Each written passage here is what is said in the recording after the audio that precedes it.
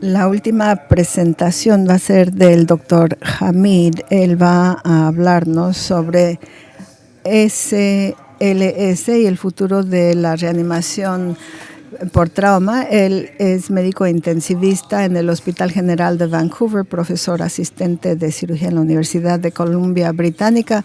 Fue a la Escuela de Medicina en la Universidad de Alberta, escuela de graduado en la Universidad de Harvard. Estudió salud pública, fue becario en trauma, cirugía traumática y cuidados intensivos en Miami. Pasó 3 años en la Universidad de Calgary, después se trasladó a Vancouver. Ahorita es jefe de la sección de trauma y de cirugía de emergencia. Él preside el comité de investigación de la Asociación de Trauma de Canadá y es expresidente de la Asociación Canadiense de Cirujanos Generales. Su investigación es en la investigación de sistemas de trauma y los cuidados intensivos. Sus equipos de investigación han recibido subvenciones del gobierno canadiense y de otras organizaciones para trabajar en sistemas de trauma en Canadá. Quiero darle la bienvenida al doctor.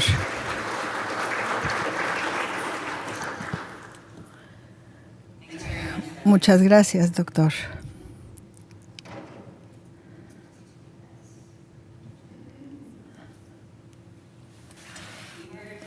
Hemos oído hablar muchas pláticas fenomenales de autoridades en la reanimación por trauma y ahora ya estamos al día en cuanto a lo último en el 2016. Pero imagínense un momentito que estamos en el año 2035 y ustedes están en una misión de alta tecnología a un entorno donde no hay mucho oxígeno. Bueno, de hecho, imagínense que son un corpúsculo, una célula de un corpúsculo. Ustedes son parte de un organismo de un especialista en botánica que está haciendo una investigación en Marte. Podemos ver que está trabajando en exteriores porque el ritmo cardíaco está elevado, el transporte de oxígeno está normal, está llegando el oxígeno a los pulmones y se está suministrando a los órganos que lo necesitan. De repente hay un estallido y estamos volcándonos y hay caos completo entre las células rojas. Vemos rasgaduras grandes en el pecho. Algunos de nuestros amigos están saliendo por estos cortes. Quién sabe dónde están yendo a dar. Y lo peor es que no hay oxígeno.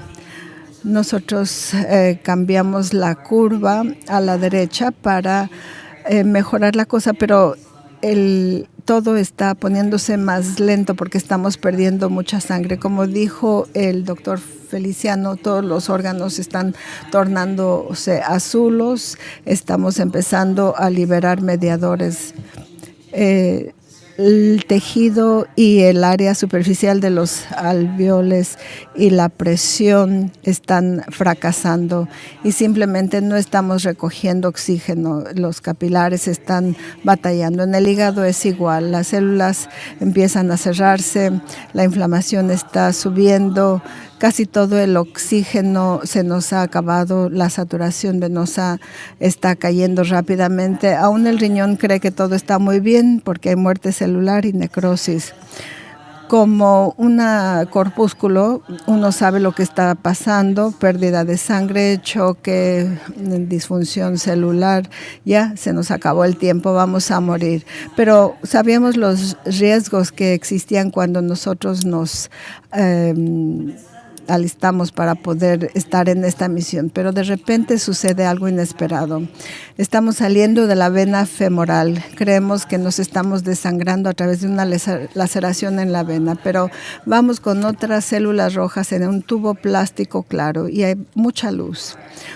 Uno, en el primer segmento, es un sistema de oxigenación extracorporal. Uno sabe que el corazón de Mark Watney estaba bien, entonces esto principalmente ha de ser un circuito para intercambio de gases.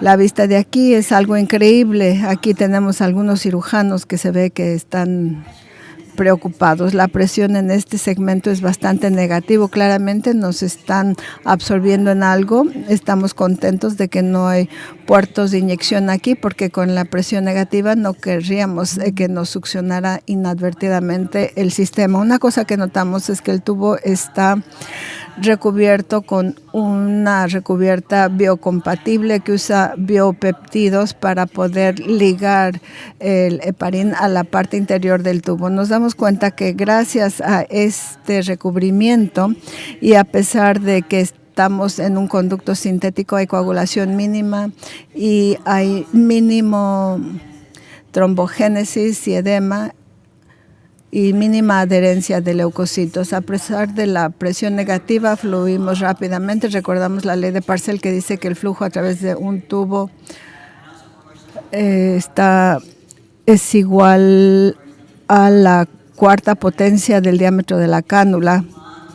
El tubo nos parece muy largo de adentro, pero el radio está muy bien y el flujo está bueno. Repentinamente estamos en un vórtice, estamos girando como el simulador en NASA cuando estábamos en capacitación, pero esta vez en 2600 RPM. Estamos en una bomba centrífuga suspendido por imanes que nos lleva a la siguiente parte del circuito. Esta bomba está ligada a un monitor de flujo y vemos que vamos a 4.7 mililitros. Y más de la mitad de Mark está entrando al circuito cada minuto. Aquí tenemos la vista desde afuera. La sangre se lleva a la parte media de la bomba. Podemos ver que se fuerza a la bomba de afuera y a la salida. El oxigenador es donde ocurre lo mágico y es la próxima etapa del viaje. Este es el pulmón artificial. En el oxigenador la sangre fluye directamente a una gran superficie de membranas de fibra hueca. Estas fibras huecas son el intercambiador de gas, son impermeables al oxígeno y al dióxido de carbono. Se agrega flujo de oxígeno en contracorriente al flujo de la sangre, optimizando la difusión. El gas dulce tiene una concentración alta de oxígeno, ya nos sentimos mejor. Es importante tomar nota de que el flujo de la sangre lo lleva hacia el oxigenador por la bomba y que las presiones, por lo tanto, son positivos, haciendo que sea menos probable que el circuito absorba aire de la atmósfera. Ahora ya hemos estado expuestos a mucha área superficial, 1.8 metros cuadrados en el oxigenador. Está haciendo bastante frío, por lo que el oxigenador está conectado a un intercambiador de calor con agua estéril para calentarnos a la temperatura corporal. Y ahora ya hemos regresado de la misión completamente saturados con oxígeno, listos para operar. Al parar por la vena cava superior, la parte derecha del corazón y el pulmón, vemos que hay menos restricción, menos constricción y notamos que también hay células rojas que no pasaron por el circuito y siguen estando mal oxigenadas al pasar al pulmón. Cuando se mezcle en el circuito, quizás baje la presión, pero sigue estando bien. De cualquier manera se está oxigenando la sangre debidamente. Así que felicidades, Corpúsculo Rojo. Lograron su misión, ya regresaron de Marte. No son los primeros que hacen una misión de este tipo. La primera se hizo en el 71 en un paciente de 21 años de edad. Aquí en California la experiencia la dirigieron cirujanos traumatólogos, y esto llevó a un gran apoyo a Apoyo Vital. La organización de Apoyo Vital comenzó su organización en el 90, ahora tienen sus datos en cuanto a miles de pacientes con una tasa de sobrevivencia de 58%. También tiene criterios estándares para este Apoyo Vital, incluyendo retención de dióxido de carbono, fugas de aire severas y también colapso cardíaco respiratorio inmediato. Y en cuanto al trauma, el ensayo del 2008, que fue un estudio de estudios aleatorios en Inglaterra, se hizo un estudio aleatorio para poder enviarlos a un centro que fuese capaz de aportar el apoyo vital, y este estudio introdujo la ciencia moderna en este campo. Los investigadores encontraron que la sobrevivencia sin discapacidad importante fue de 47% en los pacientes manejados convencionalmente y 63% en el grupo al que se le hizo SLS. Esto apoya el SLS.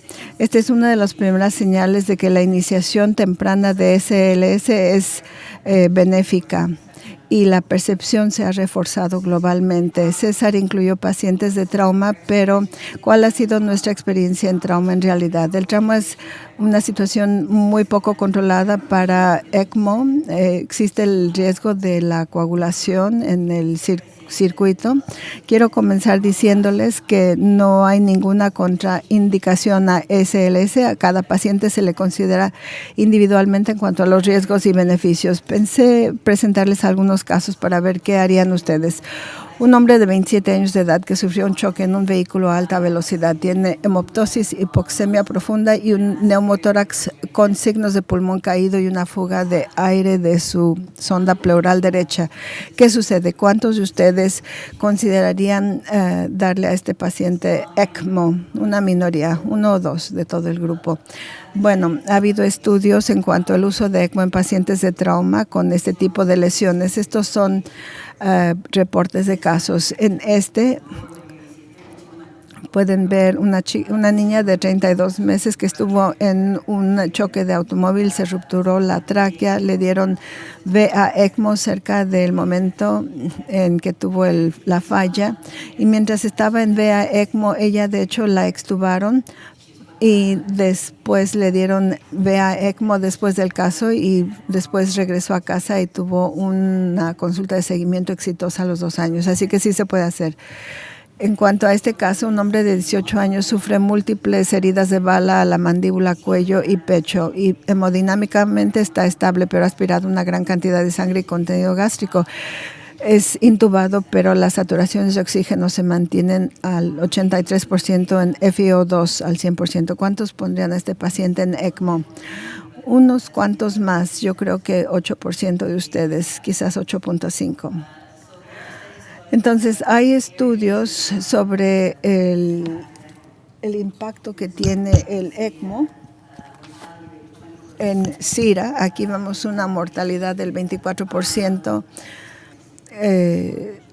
Donde hay herida profunda de pulmón o SIRA.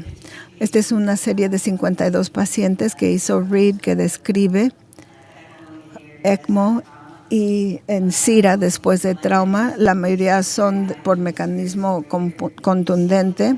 Ven un poco de anticoagulación que se ve en el circuito. Entre tanto, de trauma tardó 5 días para que le dieran ECMO. La duración de ECMO fueron 6 días en promedio.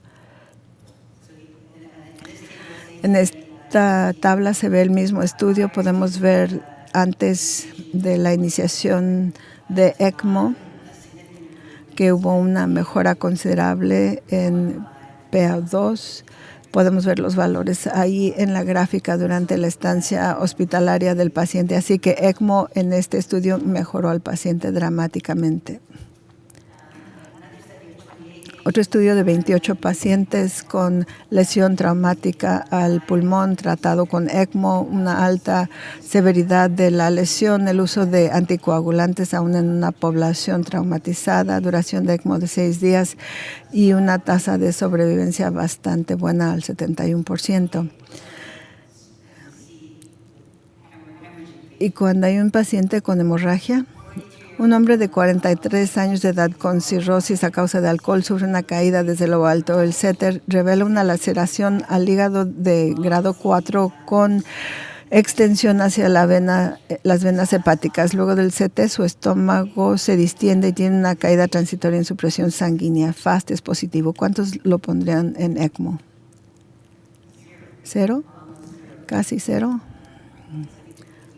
Porque nosotros sí lo hicimos, así que quizás fuimos los que lo hicimos.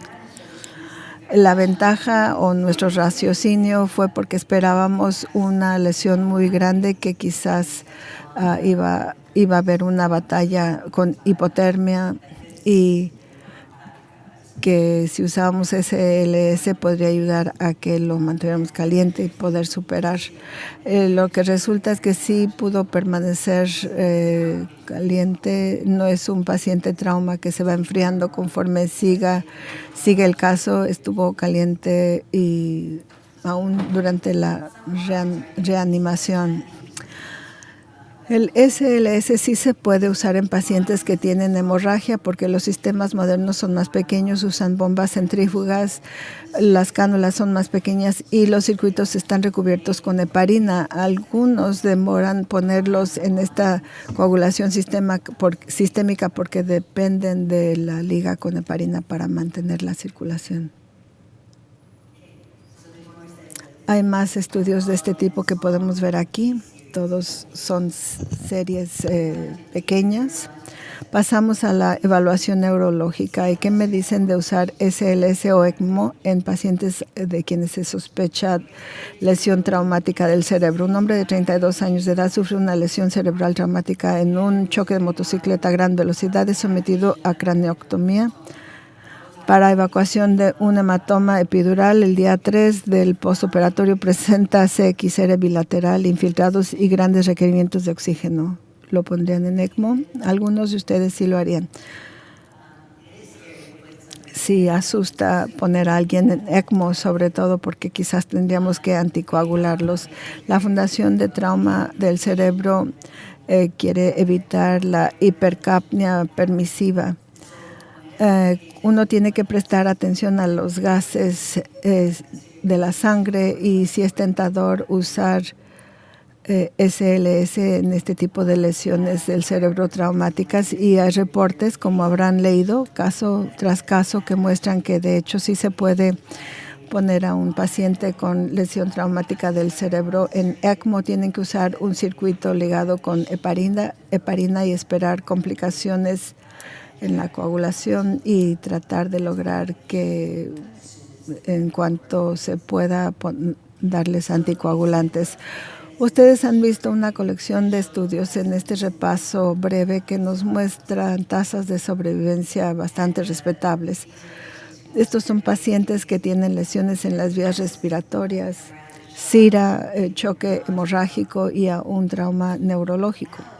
Y ahora quizás nos atrevamos a más porque los circuitos nuevos son más pequeños, más portátiles y quizás podamos usar SLS más en cuidados de trauma en el departamento de emergencia. Por ejemplo, es aconsejable seguir en esta dirección.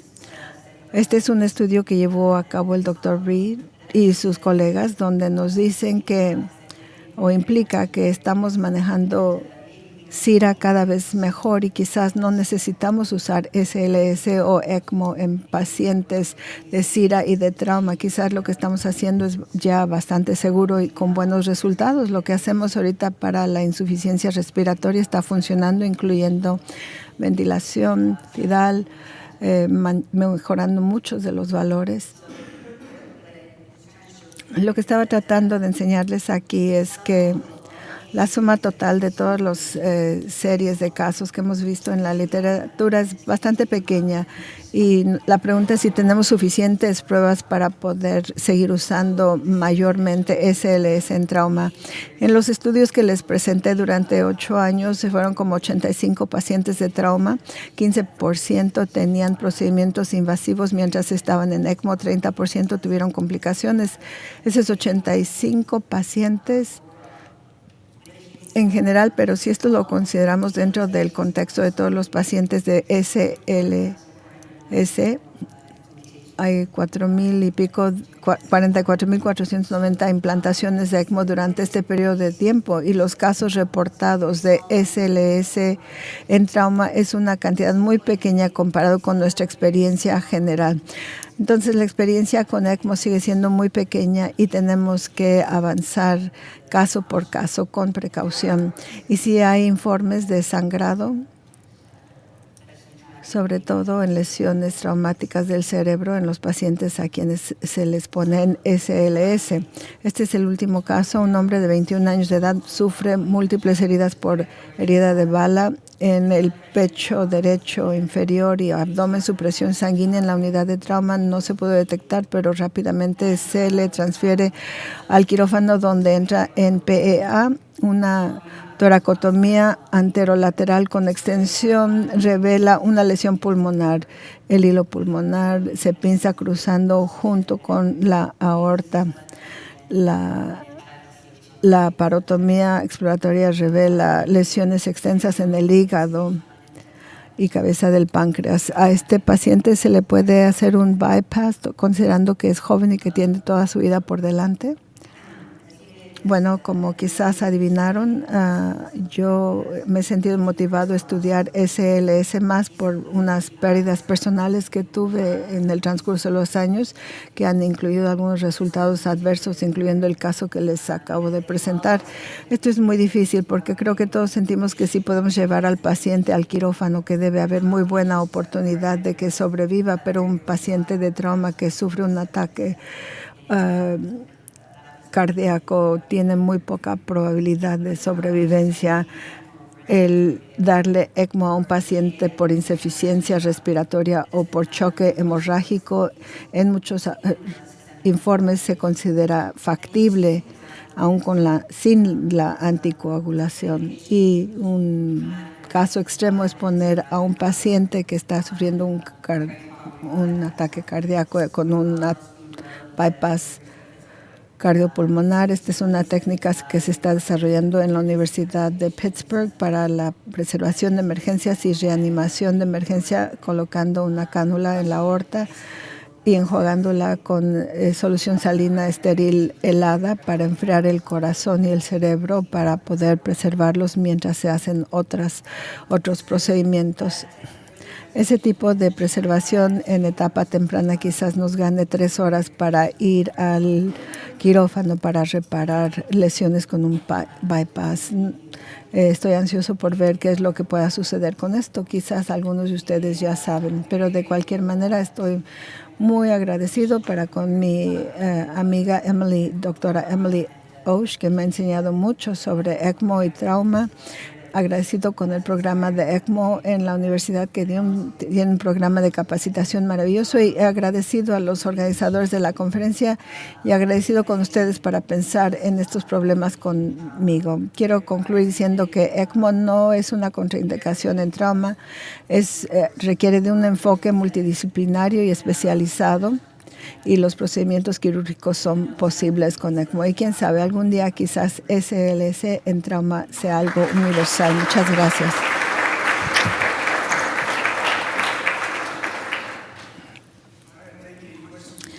Bien, gracias. ¿Alguna pregunta del público?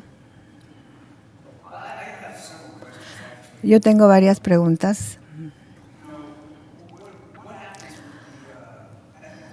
¿Qué sucede con el dilema ético de llevar a cabo un procedimiento que aún no ha sido probado y que no es algo estándar?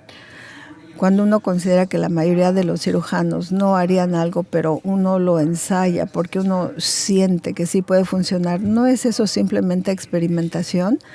¿Qué piensa usted de hacer este procedimiento en un paciente que podría tener una contraindicación? Sí, esa es una pregunta crítica. No conozco la respuesta. Escuchamos que el doctor Felicianos habló de dónde estaba el FDA cuando desarrollaron los injertos de stent. Esta es una situación parecida.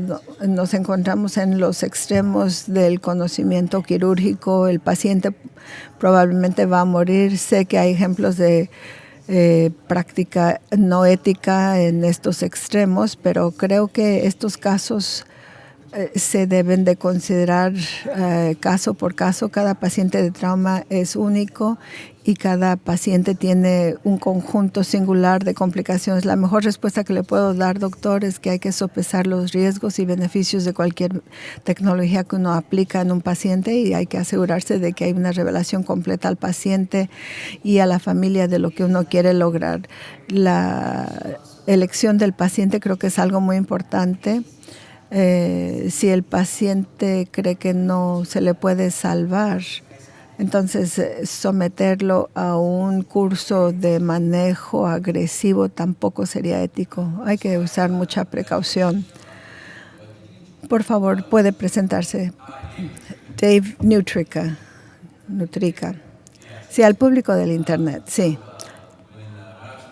Cuando yo estuve en Houston, el doctor Maddox me advirtió que ir por el hospital con un circuito ECMO y poniendo a la gente en un bypass cardíaco quizás no sería la mejor idea, pero a pesar de esto tenemos un programa ECMO CPR en nuestro hospital.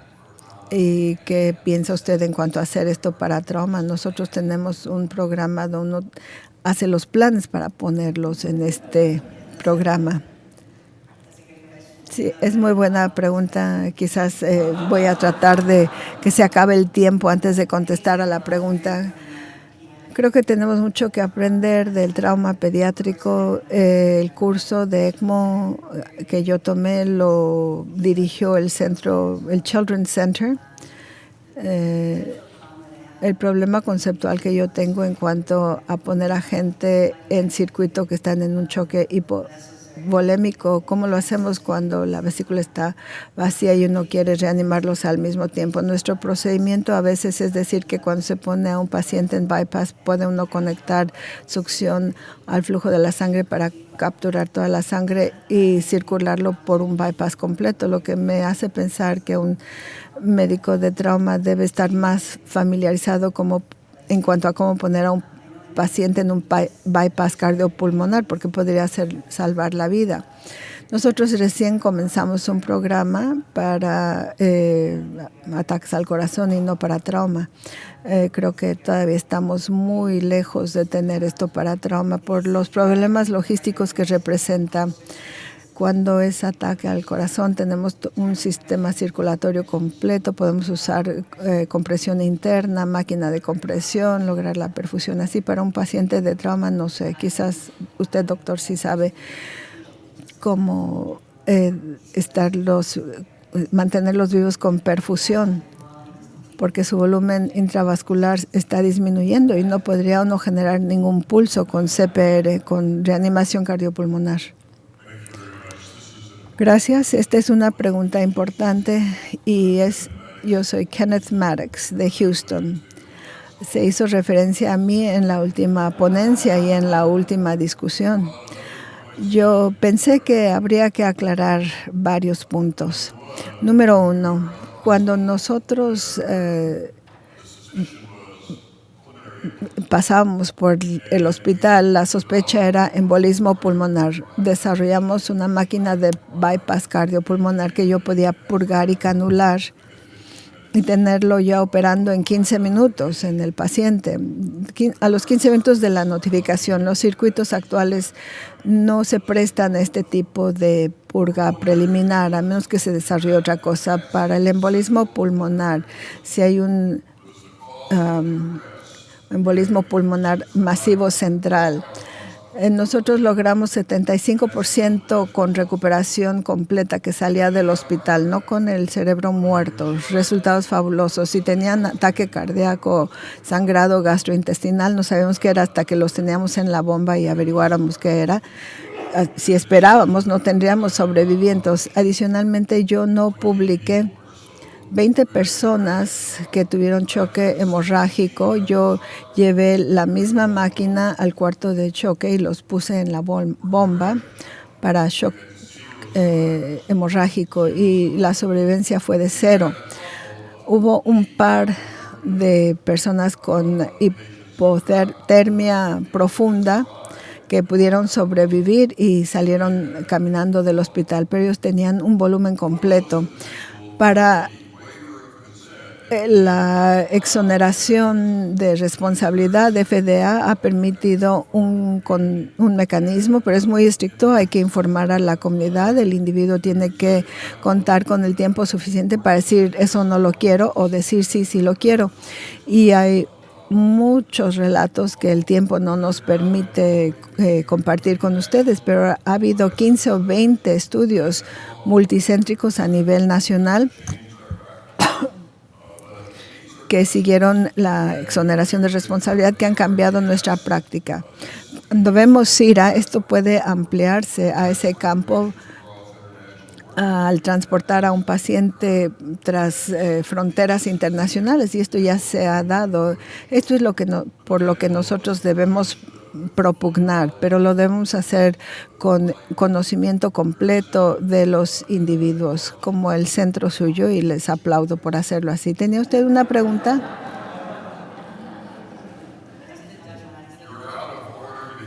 Fuera de orden, pero se acabó el tiempo.